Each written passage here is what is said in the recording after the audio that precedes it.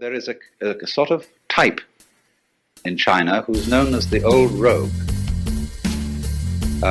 He's a sort of intellectual bum, often found among scholars, who is admired very much, and who the type of character which had an enormous influence. He is one you see who goes with nature rather than against nature. A truly human-hearted person, gentleman, with a slight touch of rascality. Welcome visitors to our FKC channel, and today I have again with me Rick Boland from Manor Youth Project, and today we have a very specific function to talk about the Manor Youth Project tale of Grassroots mentorship, because a lot of people have asked what is it about youth mentorship, and it's so powerful and so important. I've invited Rick back on for this particular book review so that we can give people the right information. So Rick, tell us a little bit about yourself again in short, and what the book is about, the resource. Hey Fred, how you doing? I'm doing Hey good. Listeners. Yes, so the DAO of Grassroots Mentorship is really, I call it an ebook, but I'd also call it a community resource manual as well. Whether that's the local community, the global community, the online community, it can really be utilized. And I've written it in a way that can be utilized by anyone at any level in the community, whether they're a CEO of an organization, or just someone at a community center, or just someone who's had a few ideas about how to help young people in their community, but to sort of get lost in how to do it. So that's what it's really all about. And the Tao is it's a Chinese philosophy of basically translates in English to the way. That's really the way of grassroots mentorship. Cool. I know I started out with a lot of youth work when I was living in Geelong, and also with Springvale areas and Dandenong. I worked with homeless street kids for 7 years, and worked with youth development. And I put a lot of time and effort in it. I had some amazing results and I had some amazing challenges. And what I find is that when I met you, Rick, your passion to lead younger people towards avoiding pitfalls, developing characters, strength, tenacity, and hope for the future. Can you tell us about the character strengths and traits and things that lead people in those directions, especially the youth? So I sort of discovered a while back when I first started making founding Manor and coming up with those frameworks, and sort of talking to the young people in the community about what they want and what they don't want. And I think that's a really good narrative to talk with the young people in the community, because a lot of the decisions get made for them and not by them. I think it's changing now in that whole landscape. But the young people simply said in return to me, we're just sick of the script. There's one young dude in particular is like, we're just sick of the script, man. We get told what to do at home, and then we go to like the youth clubs and youth groups, and we get directed to what to do there, and there's no real free range to improvise in our own lives. So I discovered that there were so many young people that I worked with that just weren't aware of the potential and the strengths that lie within them, their strengths and their values. They've got a compass. We've all got a compass inside us, but it's going everywhere, and it's not really pointing towards those major directions we need to step up and take. And I feel like knowing those strengths, knowing our values, knowing our morals, and having a purpose is what it's all about. And that is the answer or the antithesis to a lot of existential crisis and depression and anxiety in young people. Well, I think from what I've got from having lengthy conversations with you, especially about these things, was for a young person to really develop and manifest their awareness, a sense of self. Because once an individual, especially a young person, has a really good defined sense of self, of what's important to them, they're not just following the leader or running around looking for direction. They're seeking direction from within their own values, from within their own discoveries, within their own beliefs. And therefore they're living their own lives rather than conformance to processes. Like there's a lot of government organisations and support groups that really try to batch process youth through paperwork and through discipline and through submission. And it must a lot of passing the buck. destroying. Must be soul destroying. And I think the exciting thing I find from Manna and reading your book, from Grassroots Mentorship, is creating the rites of passage, creating the self-discoveries, creating areas where people, young people, discover things about themselves, opportunities, and realise they've got control over their own life and they're not just a victim of circumstance. So tell me a little bit about the navigational process and navigating. So, going back to that analogy of the compass, I find when they are in tune and they start to realize and come to terms and really awaken to their purpose in life or their mission, that becomes like their true north, you know. And I've replaced the traditional, you know, north, east, southwest directions and you know, everything in between with the core concepts of what Money Youth Project is all about, which is, you know, up in this corner up here. And that's in the manifesting of that awareness, finding a mentor or a guide to sort of get you on that path or back on track. And then comes in the navigation. So we're using the tools that we've learned through the mentorship and through everyday life as well, to navigate life, navigate relationships, navigate school, work, study, whatever they choose to do in life, wherever they're utilizing those strengths. We basically just need to tune that compass, and we get better and better at it. And, you know, every now and then something happens and it'll swivel around. But when we refocus, you know, it points north again. And, you know, the last one, authenticity, is really bringing all of that together and developing a unique, what I call an everyday life code, a philosophy, so that we can walk the walk. And so our life becomes our message. And it's congruent with what we say and what we do and every action we take. And it becomes this keen sword that we can cut through any self-doubt or anxiety in our life, and bravely walk, you know, on that path towards greatness. That's awesome, Rick, because I know we talked about rites of passage from Indigenous cultures and things like that last time we spoke.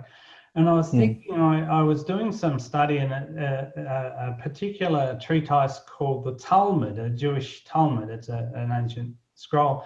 And basically one of the precepts in there is find a teacher.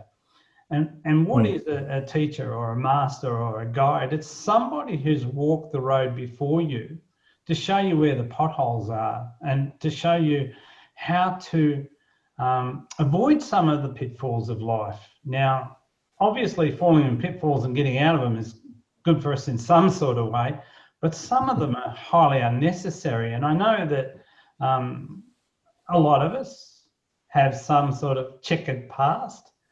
And in that checkered past, we think, oh my God, I hope no one wanders down this corridor or street because it's not good. So I know that with your program, you talk about the moral compass and character strengths.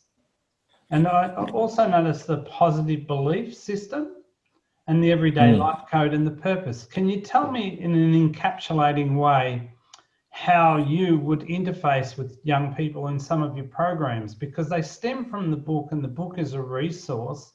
Perhaps you could just give us a really good overview of what a youth person would expect to receive from you and engaging with you for your coaching and your mentorship. Yeah, just tell us what that's about. Yeah, sure. So my programs and when I work with young people, the first point of call for every new mentorship is simply getting comfortable with getting to know your mentor, because there's so many, and it echoes what I said about what those young people said about getting given a script. So a lot of the time, young people don't really get to choose their youth workers. They don't get to choose their mentors, and even a bit philosophically, they say when the student is ready, the teacher will appear. But I kind of want to cut that journey in half, because we could be waiting our whole lives or half our lives for the right mentor to come along, and we may be looking so hard in the wrong direction that we miss what's right in front of us. That's profound, because in my work where I do counselling, many times I heard the people say, well, we've been to so many psychiatrists and psychologists and, counsellors and coaches, what makes you any different? And, they're quite cynical towards it's like a test, isn't it, for you? And I just say to them, this is left field. I'm not going to put you through some convoluted process that doesn't work. That's why you're here, because they didn't work. Let's have an open conversation about things that are real. And it shocks the hell out of them sometimes. And they go, my God, you are different. And I say, well, I'm not that different. But basically, I'm here to get present to you and listen to your story and respond to that, rather than you listen to mine. Because I think a lot of counselling, coaching and mentoring is projection. And I really feel that the answers are inside the individual. What's your thoughts on that? Yeah, definitely. So one of the major things I say to a new mentee is, I'll put in as much effort as you put in, because it takes two to tango. And I think a lot of complacency and apathy is born from being run through that ringer of, whether it's psychotherapy or any of the major youth organisations. Inconsistency as well, so that a lot of the young people I've met are kind of at the end of that, and so are the families. They've been with these other youth organisations, and they've told them about their whole story, why they're there, what they're feeling, yada yada, and then 3 months down the track, that psychologist or counsellor has moved on, and then they're left hanging, and then someone else comes along and they've got to do it all over again. And some of the young people have told me, man, I just don't want to do it again. I've seen that time and time again with the counselling too, where they're going from pillar to post. Sessions end on the hour with the clock, it's like a shrink session or something. They didn't get their outcome. And then when they pick it up in 2 weeks' time because they had another commitment or they couldn't book for a month or something, they've lost the thread of everything. So my work is not volume. It's very more quality and specific. And I feel with what you do, you're so engaged with your particular clients. You can't take on a lot at once, but you don't want to. That's not the purpose of what you're doing. What you're doing is really trying to build bridges and not walls, as they say. One of the things I say, when you really love yourself, right, the right boundaries come up, but the right walls come down. So tell us, Rick, a little bit about the book. How can people get hold of it? And secondly, what is its exact purpose, so people reaching for this resource understand its value and what it's for, and therefore it'll land into the right hands. What is the book for, and how do they get hold of it? So you remember at the start when I said that it's in an ebook format, but I consider it more a community resource manual. And those things exist, but at the time when I was making it, it sort of just popped into my head, community resource manual. The whole thing, the whole point of it was to condense a lot of my frameworks and a lot of my processes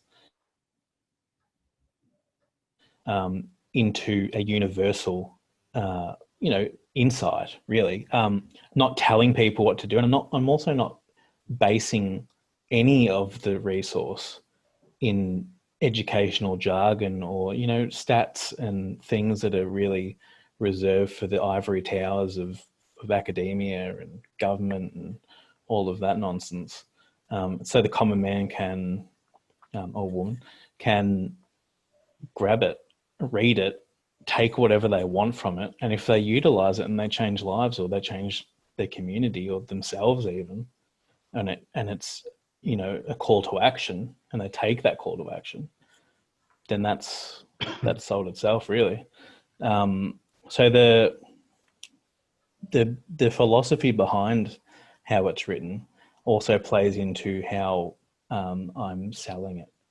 So the price is initially for professionals and people in the community sector, and youth mentors and people that are doing what I'm doing, and schools as well, schools, parents, whatever, they buy it, and then the money from those digital sales recycles back into the community, into the resource, so then physical copies can be printed and given out at schools, given out to people at community centres. So it really creates this dynamic that the people in these positions are supporting other people in the community to do the same work we're doing. And then more people get impacted that way. And I really feel there's a responsibility, not a responsibility to buy my resource. I'm not spruiking it that way, but a responsibility for these people who can and are doing things to support those who may want to. And it also, because it's very grassroots, and that's in the title, and that's what I'm all about, is, they want to do it without all the red tape. They want to make impact and change and help young people without having to jump through all the fiery hoops that, council and all of that throw up. Because I know that gets away a lot of people's ambition and inspiration, and really extinguishes that fire when they go, I've got a really good idea how I can help young people, or how I can help this community project. And then they go to apply for funding, or funding is a part of it. And I don't really cover that in my book much. But they get into it and then it just extinguishes, because they're like, oh my God, I've got to do this, and I've got to have this qualification, and I've got to fill out all these forms, and but really at the end of the day, if you've got an idea and it's going to help people, you'll find a way to do it without having to jump through all those hoops, because we're not circus dogs. We are compassionate, driven people in our community who want to make a difference. And we need a resource or resources to be able to find direction to do that. Well, the interesting thing is, if somebody really, this strikes a chord with you and you want to learn more about Manor Youth Project and the work that Rick does, you can find Rick at manoryouthproject.com.au. Is that correct? manoryouthproject.com.au? No AU, just manoryouthproject.com. Just .com, manoryouthproject.com. Or Rick can be contacted and booked through our website as well, fkchealth.com.au. And I encourage on the website, there is a resources page there that has a couple of free resources as well as my ebook. One of those resources is a project plan template for young people or whoever in the community. And they can download it and do their own version of it, just use it as a template. And it sort of guides you through the steps it takes to plan out a community project and to see it come to fruition. And then you may want to take it further and read the ebook and the resource manual to really open up those things in that template.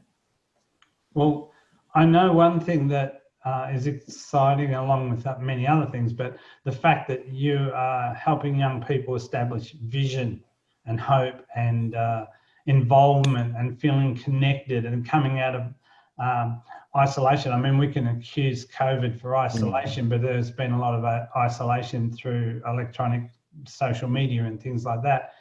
And I think one of the major things is that the youth of today are the future, our future, and I'm still very passionate, and that's one of the reasons why I've spent the time I have with you. I got a lot of return from helping you has helped me, because I'm looking at now backwards from 68 years of age or 67 and a half or whatever it is, but seeing it from your perspective and understanding the trials and tribulations, because I help a lot of young people with their businesses.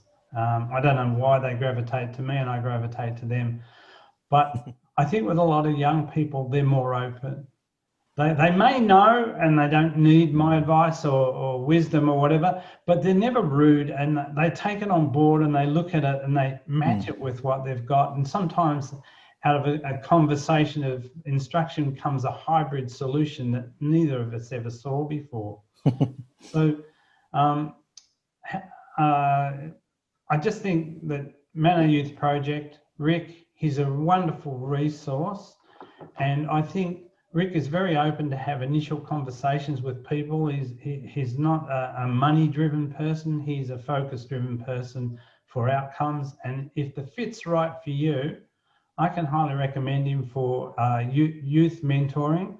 And inside of that youth mentoring, of course, is counselling and coaching. That's why we've bridged the three together, because they're blurred lines. I mean, often you're going to give somebody structure and coach them towards a goal, or you're going to counsel them and give them some insights to make better decisions.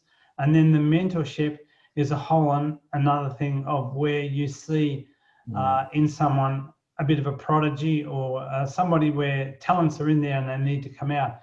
In fact, that's what I saw in you, Rick, when I first met you. You know, I saw a lot of bottled up talent in there that just needed to get out into the world, and it certainly is happening.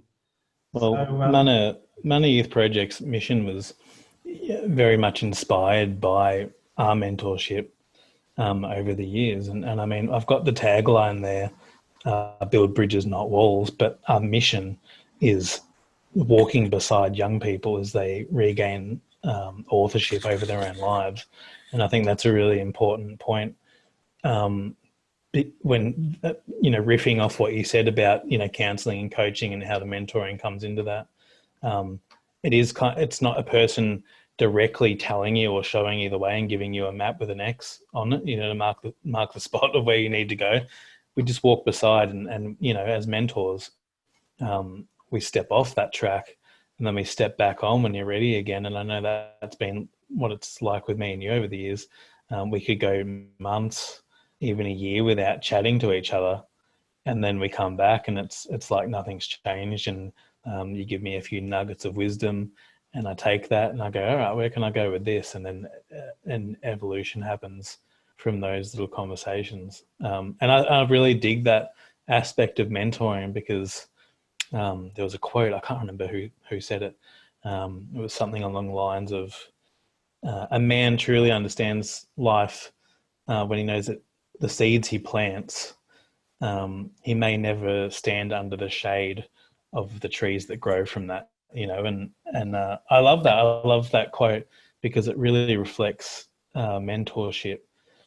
you may never see that person again, and they may go off and do great things, and you may never know. And there's a mystery in that I really riff with, and I dig that. Well, it's incredible, Rick, because I've had my dark moments, where you feel, what's it all for? And, I did a lot of overseas philanthropy and all different sort of charitable work, and I walk with a lot of people.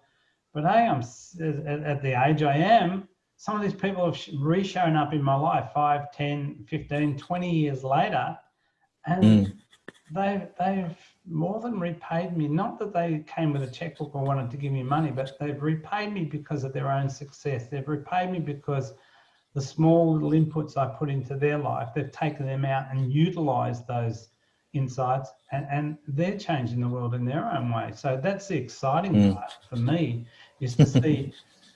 It's sort of like starting a self-perpetuating motor. You prime these people, and sometimes the energy goes out and they don't get up again. But other times you don't know, that little buzz is whirring in the background, and then one day, oh my God, they're spinning under their own momentum. They've gained momentum.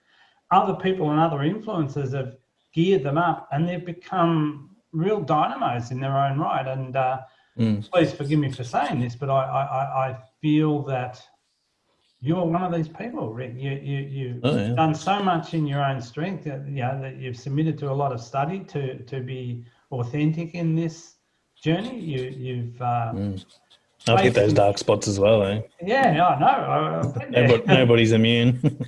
Yeah, but it's what you do with them that counts, And now I would say a lot of the feedback you give me and about structuring our new business together and what we're doing is reverse mentorship, because the age doesn't matter. I'm getting insights and wisdom from you, and I think this is what people need to really glean, to be open and listen, because when you're open, you may get an insight or a bit of wisdom that you can't use in that specific moment.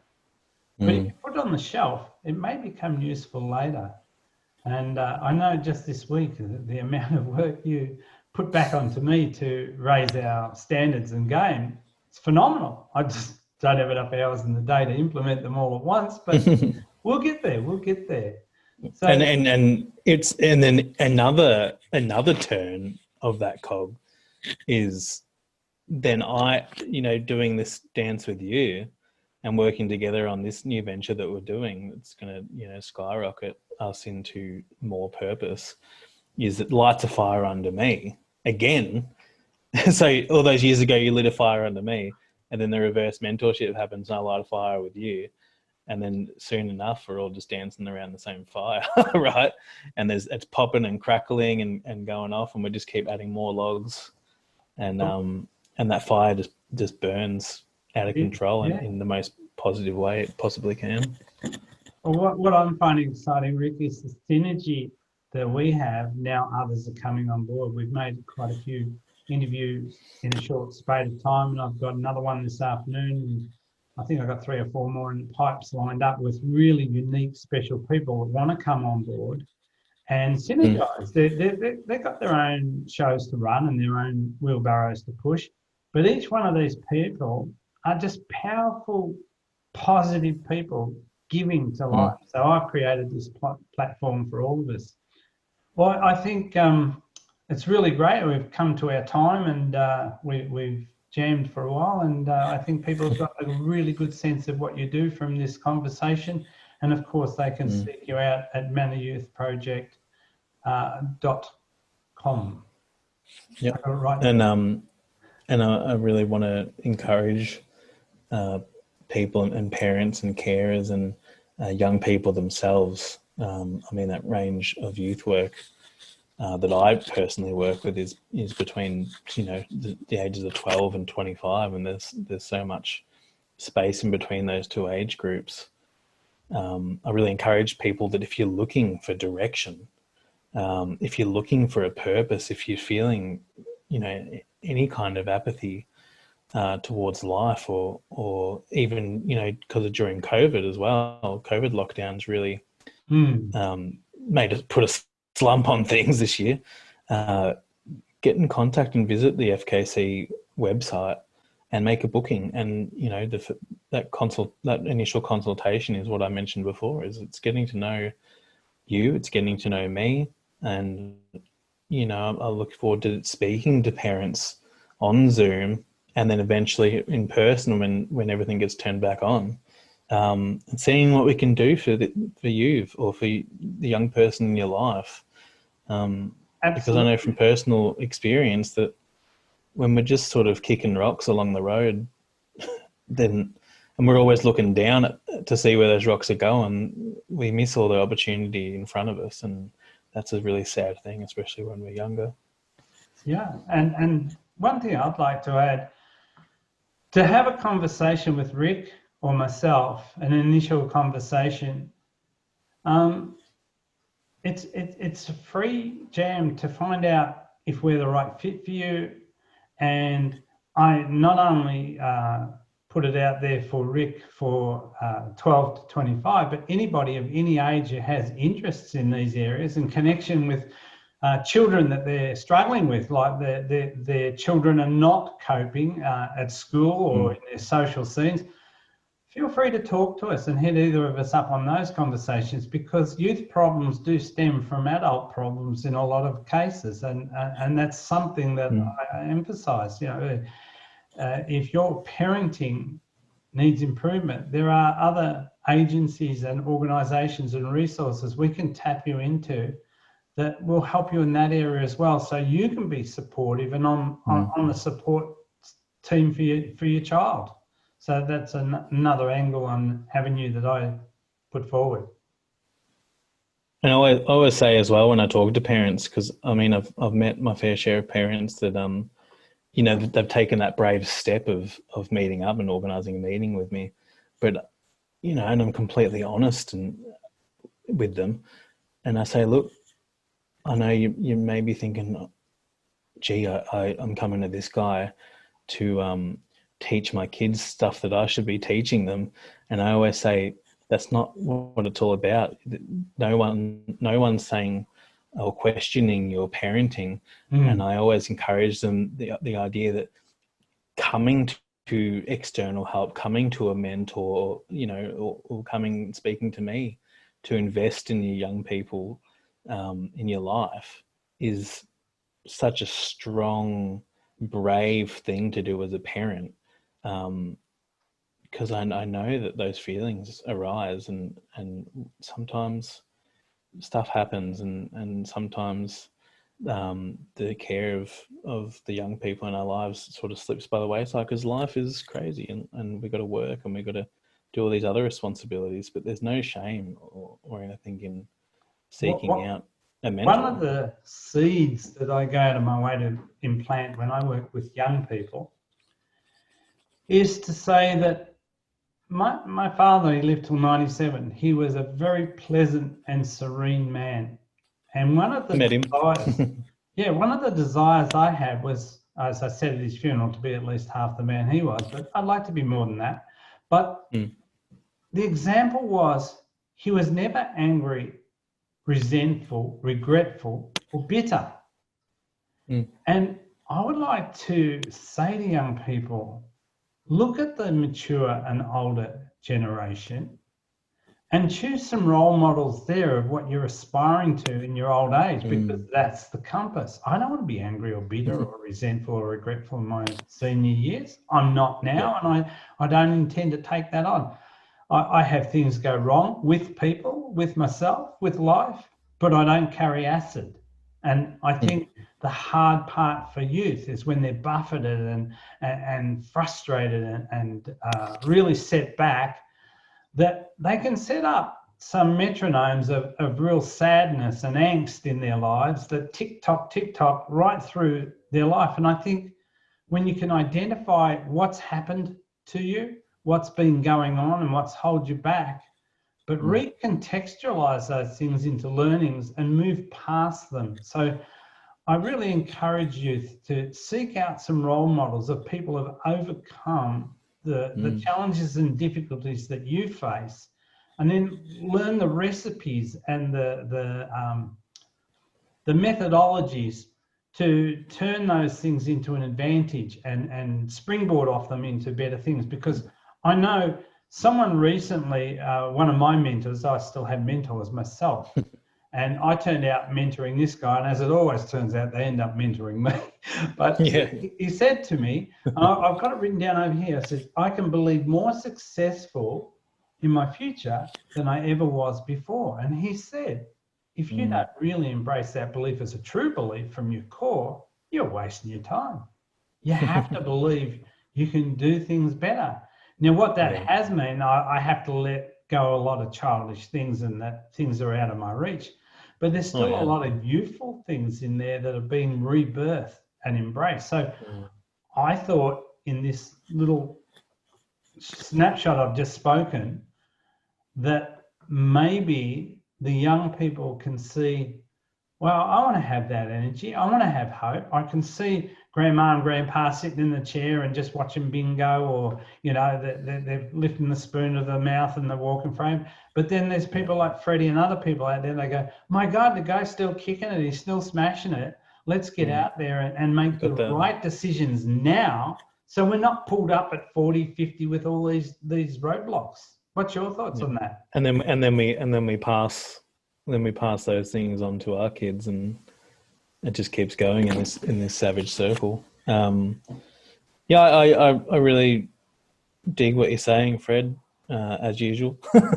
And I think what you're doing and saying too, because I can see, you know, being in the public eye and talking and presenting, it's difficult. It's a learned skill and it takes time and practice. But when I see you face to face with your people that you work with the youth, I can see the empathy, the compassion, the wisdom, the thoughtfulness that goes into that. And more than anything else, I can see the results, because I know you've changed lives and you'll continue to do so. So that's what's important.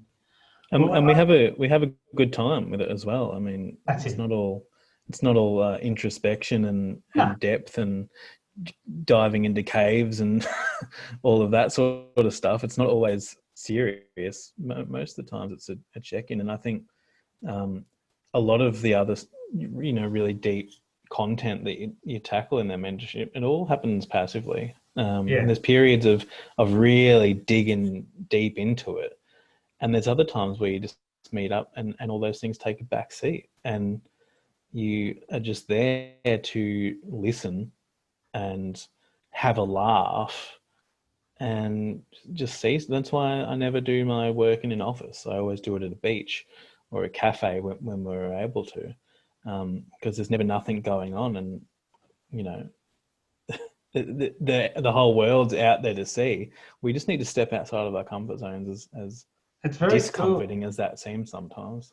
It's very cool that we both have this passion to get people out into nature and go for beach walks and bush walks and mountains and things like that, because while they're moving their physiology around, they're anchoring into their neurology some of these ideas and processes, and they're cathartically working things out as they walk and breathe and huff and puff. So it's the same with using, you know, you see in art therapy and narrative therapy, which I do a lot of in my work too. Their minds, you know, on what they're doing, whether it's writing in a journal or doing a bit of art or something, they passively are just loose enough to start talking to you about stuff they maybe have withheld from other people. That's why journaling is a massive part of my mentorship. And at the start of every mentorship, I give a young person a blank journal, and they go, what do I do with this, man? You know, I don't know what to write in it. And it's like, just fill it with whatever you want, poetry, art. Sometimes you get a little gold nugget, and they'll do that, and they'll write poetry, and they'll give you a poem that they've written for you. And that's like, you know, I've got a little box and it's got a couple of notes in there, and a piece of framed artwork that one of my mentees has done for me. That's really special. That's better than, you know, the qualification hanging on my wall, you know? Yeah. And yeah, it's like nature. You're getting out in nature, and then same with the art. They're writing and they're like, I don't know what to write. I'm not good at this, blah, blah, blah. And they get caught up in their head, but they've not really ever being given permission or the right tools to be so free that they can just write whatever they want, in that free writing, in that loose writing, where they're just letting it all come out. And then by doing that passively, they come to these really golden realizations that surprise them. And they always think that there's nothing going on in their life. But when they come back next week, we start to chat about it and they start to unfold all these things. And then at the end of the session, sometimes they're like, oh yeah, and this major event happened. And you're like, what? Why didn't you tell me? You know, we could have been chatting about that. And they're like, oh, I didn't realize until we started going through the motions. And they're the cool moments. They're the really impactful moments, I think. Wow, Rick, thank you so much for your input today. I'm really pleased that we set aside this time, and listeners, I hope you can really dig into some of these concepts and ideas that we want to give the youth expression, voice, purpose, vision, passion, a good, healthy grasp for life. So we'll wrap it up here, Rick, and any last comments, or are you good? No, I think we've had a good jam, and likewise to you. I appreciate the platform and stuff that you're providing, so we can have these discussions, and so we can hopefully reach more people. And I look forward to doing more and more of them, you know, and all the different things we can discuss, because I know we've got a vast library of stuff to talk about, but we've only got so little time. So we just break those up, and they become more focused and more impactful to whoever listens to them, whoever watches it. Fantastic. Thank you so much, mate. Thank you. No problem, Fred. See you later.